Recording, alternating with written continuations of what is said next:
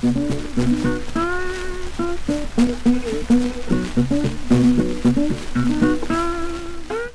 family, hope all is well with you.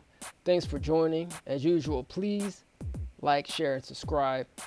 Hit that bell and go to e10mediagroupstore.com. That's e10mediagroupstore.com to get your latest merch, especially that 40 acres and a mule right now on e10mediagroupstore.com. So once again, please like, share, and subscribe. Hit that bell. At EMIN, the Mass Media Group, your number one source for news and reparations.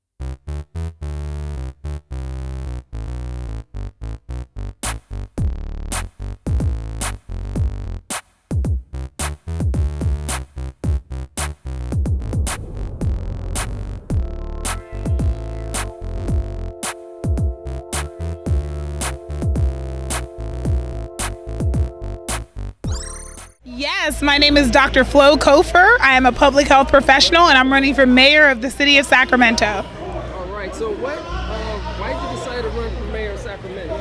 I decided to run for the mayor of Sacramento because I love Sacramento and I see a lot of the strengths that we have in really tight-knit communities of people who have shared values and shared interests. I'm also frustrated because I think there are some of the challenges that are facing our city that could be so much better than they are right now, and I think we have all the tools to be able to build a future that takes care of all of us and where everybody has what they need to be able to live long, healthy, prosperous lives. And so that's why I'm running for mayor, because I want to see these systems and structures work for us, take care of our community and take care of our environment, and make sure that our young people have an opportunity to grow up to be our older people. Okay, well, I'm going to have to ask you a tough question. Sure. Go ahead with a tough question. Okay, so looks like Governor Gavin Newsom signed a bill regarding, house homeless encampments. Okay, so if you were to then be, the mayor, upcoming mayor, what's your opinion on that in terms of the ordinance and so forth that the governor signed? I certainly understand that people are frustrated by the experience that we are having right now of seeing people suffering on our streets and want some solutions to homelessness. But we cannot, in our understanding of how dire this situation is, turn to tactics that simply don't work and are incredibly harmful.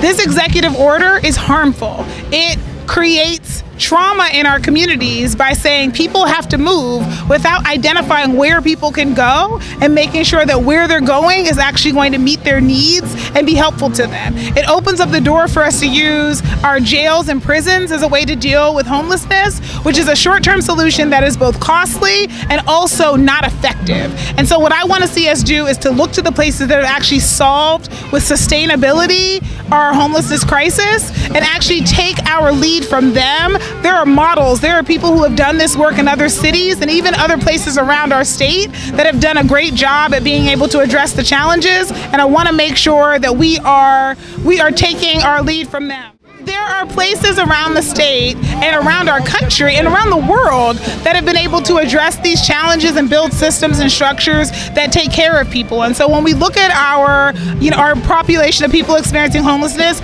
almost 70% have at least one chronic condition. So we're talking about people who are particularly vulnerable, and we want to make sure that we're not exploiting their vulnerability, but we're actually taking care of them and creating solutions that are both going to take care of people and also save us money. And so that's what I'd like to see the city of Sacramento do. And I'm excited about working with my colleagues on the council and my colleagues in the county to be able to make that happen. Okay. All right. So, on our platform, we always got to talk about reparations. Absolutely. So what's your stance on reparations, not only on the federal and state level, but so far in Sacramento? Yeah, Yeah, so currently Mayor Steinberg's office has a senior policy advisor for racial equity, and that position is held by Kelly Fong Rivas, who is currently doing some work to be able to explore a municipal, meaning at the city level, reparations package. My plan is to continue that work by continuing that position and continue exploring what we can do to be able to make sure that we make right on the harms that happen locally and that we're taking care of our communities. So I am strongly in favor of reparations, both as a concept as well as translating that concept into actual policies so that people are repaired for the harm that was caused. All right, one more question. Yes. All right, so now we know you and Assembly Member McCarty are up for election. Yes. November, am I correct? Yes, November 5th, 100 days from today. November 5th, okay.